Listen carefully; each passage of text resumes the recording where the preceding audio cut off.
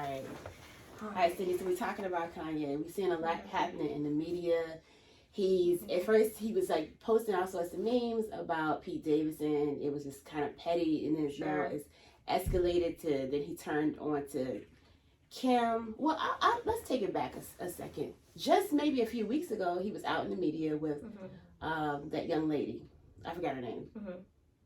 I forgot her name too. I don't know her name. The one that he was dating. Right. Okay, so saw that. And it was very clear to me, like, Kanye, you need to sit your ass down somewhere. Sure.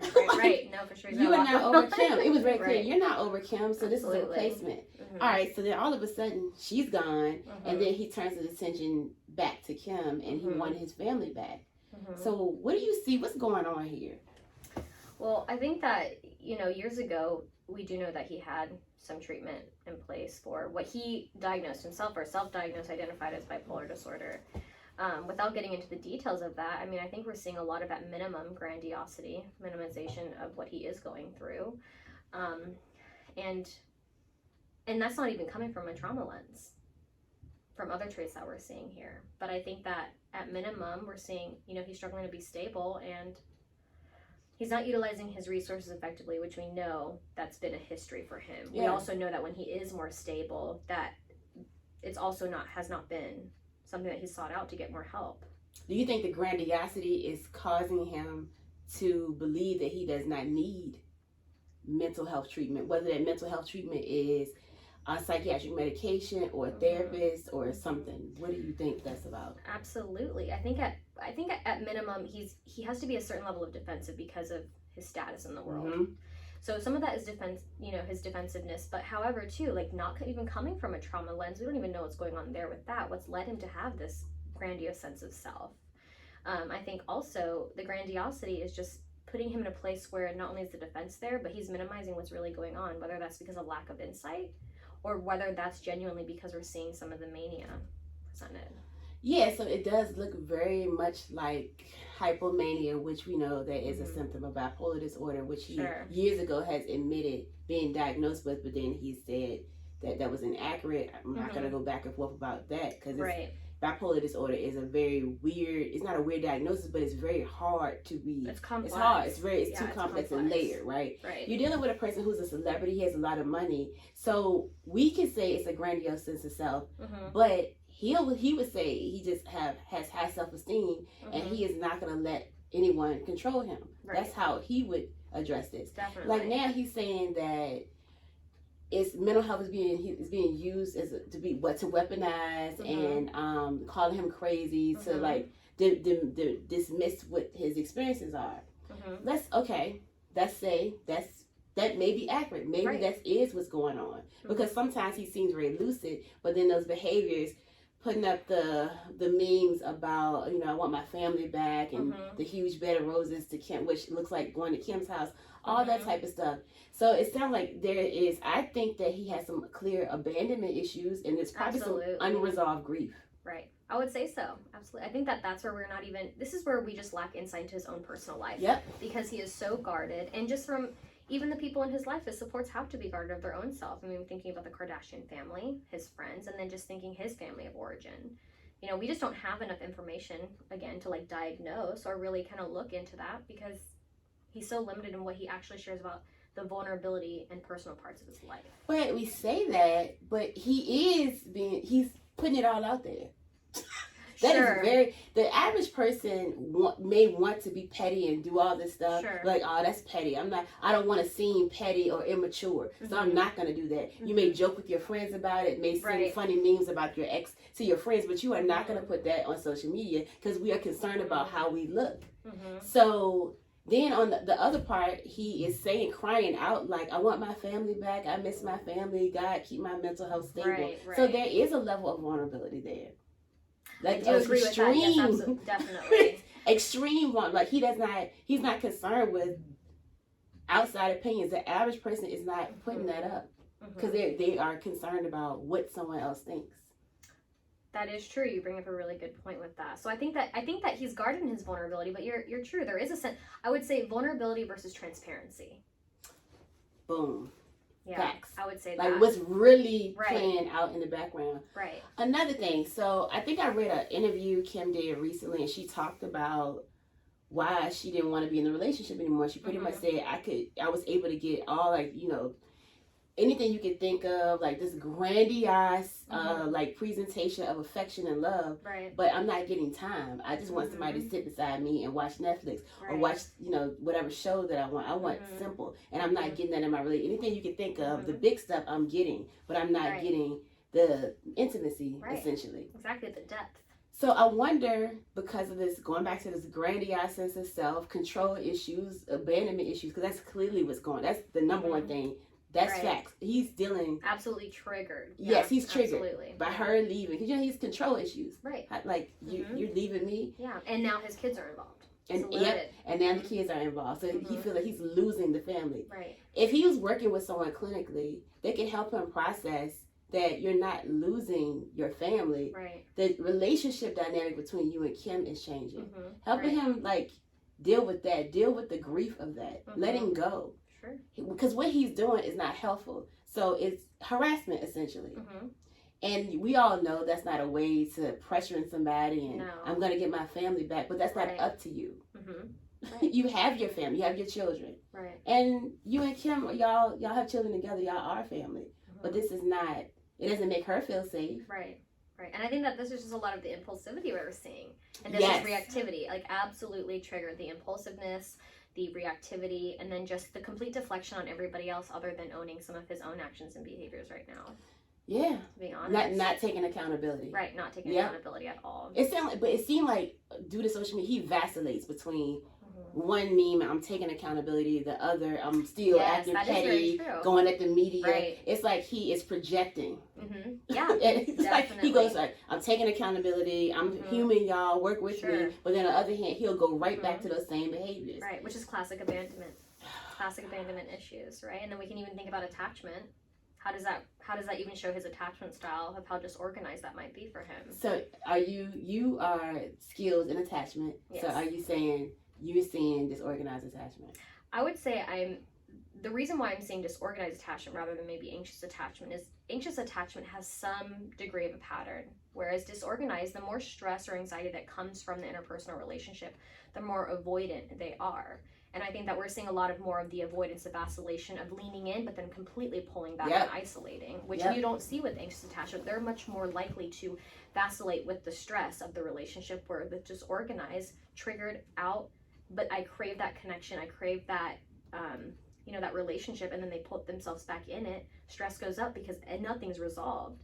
And then we're just continuing that cycle. So, all right, for the people who don't understand what disorganized attachment is, you can kind of like define that. Yeah, so disorganized attachment, it's developed early on in childhood from caregivers, whether that's mom, father, uncle, aunt, neighbor, whoever they identify as their caregivers growing up. So where it's similar with anxious attachment is there's some sense of chaos within the home, some sense of change. However, with anxious attachment, when it's developed, there's some level of pattern of, okay, it's that time again, this is where things kind of hit the fan. Whereas disorganized, there's often no rhyme, no reason, no pattern to the chaos in the home. And that's a lot of the time because there's either major changes in caregivers, or the caregivers have complete different approaches to raising the individual, or it's because there's a lot of mental health issues, addiction issues in the family. So that's where the pattern, there is no pattern. Okay. And did you see Genius, the doc, yet? No, I haven't. I've heard a lot about it, though. All right, so what we do know about Kanye's family background, he talks about this, too. His dad was not around. He was raised by his mom. His mom seemed very, like, uplifting. That's why he has what we consider a grandiose sense of self, but really it's a mixture of things. He does have a high self-esteem, and that's what I love about Kanye. Kanye is teaching us how to believe in ourselves. Sure. That's what he symbolized. Overall for me. Belief in self. He was a person that was determined, and he believed in himself, and he did not let anything stand in his way. So imagine if all of us had just a little bit of that in us. But anyways, that, money, fame, and maybe, we don't know, mental health issues playing in the background. We're seeing all of this. But his dad was not around, even though his mom seemed to do a really good job of raising him. But he still, it's abandonment there too. Mom, then fast forward, his major support system, biggest cheerleader, I read on social media somebody even called her based upon the doc an enabler, which I absolutely disagree with. Based upon the, I was like, what? Mm-mm. But anyway, right. His biggest cheerleader, she suddenly dies. Right. So then she's gone. Mm-hmm. And if you know, understand the timeline, and then you saw his mental health declining then. Right. And then shortly after that, he gets in a relationship with Kim and has the children, and then now that's gone. Right. It leaves him as being his only advocate. And I think that we can look at it as how he feels. Right. Right. As how he feels as being his only advocate. Yeah. Right. Exactly. And coming back to trauma, right? Not saying narcissism as far as like personality disorder, but narcissistic traits. That's all trauma rooted. And that's all has to do with having to protect your sense of self, having to protect your truth. And I think that's what we saw in his recent post, is he is so desperate to protect his own truth that he doesn't think that anybody else is seeing or hearing him. He's just totally soundboarded. Yes. And I think that's where he's saying, like, call me crazy or call me, strong for advocating for myself and trying to stand up for my truth. So I think it's really hard to say. And again, that comes back to transparency or vulnerability. The only people that really know what's going on are maybe the people in his life, but Kanye. He's the only one. But nevertheless, he also represents just an amalgamation of us as people. And I think it's difficult for people to watch. I like that, absolutely. He is people. We're triggered. Yeah, whatever. He is all of the things. Right. And whatever, that comes out, you may be triggered by him. As some people, he's very polarizing. Some people absolutely cannot stand him. Right. You and I, we love Kanye. Yeah, I love that. Even though we're having this whole conversation, somebody may take what are they doing? We really appreciate Kanye. And I think that during this time, we should be so lucky to have a person like him exist. Right. If you understand what he represents on a bigger, larger scale. Right. And it's sad, and it's actually sad to watch, and I really hope he gets help. Right, absolutely.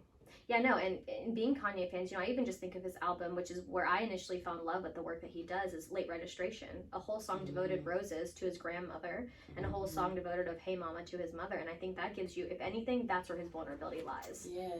And so. And they're not here. No, they're not. And if you hear the lyrics of those songs, you see the depth in those relationships. There was a verse in his song Roses where he says, he says, we don't send flowers because we are the roses. Like when his grandmother was sick in the hospital, it's like, we don't have to send flowers because we are the roses. We show up. Wow. Yeah. And we don't know how her death impacted him. Right. Absolutely. We don't know. No. But I do want to be clear, even though we are Kanye fans and we appreciate and appreciators, what he was doing with Kim recently is absolutely not okay. Right. So we don't. We're not condoning. We don't condone that type of behavior. Right, no. That's abusive. Right. You harassing somebody. Right. You're sending when unwanted gifts and things like that. When she is trying to move on, the best thing to do in those situations is to go get help. If you're dealing with those situations where you're struggling with letting go of a relationship, it's best to go get help. Reach out to your support system, friends, trusted family members. That's the best course of action. Right. But trying to force somebody into a relationship that they're not interested in being in is not helpful for you or the other person. The best thing is to let go, and things may work out down the road, but that indicates Kanye has a lot of work to do on himself, and he may think he is straight. Right.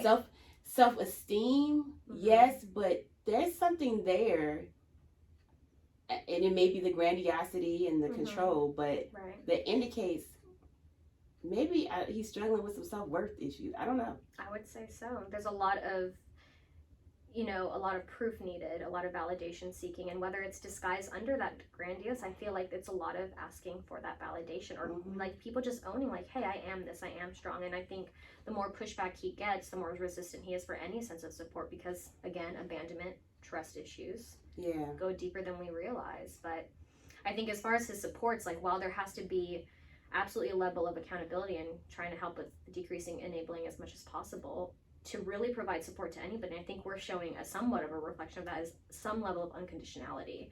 Because the moment somebody especially with grandiosity and narcissism, the moment they feel that they have to be defensive with their supports and that they're not even being heard, I think that makes it a really slippery slope. but you can't have unconditionality without accountability and boundaries. No.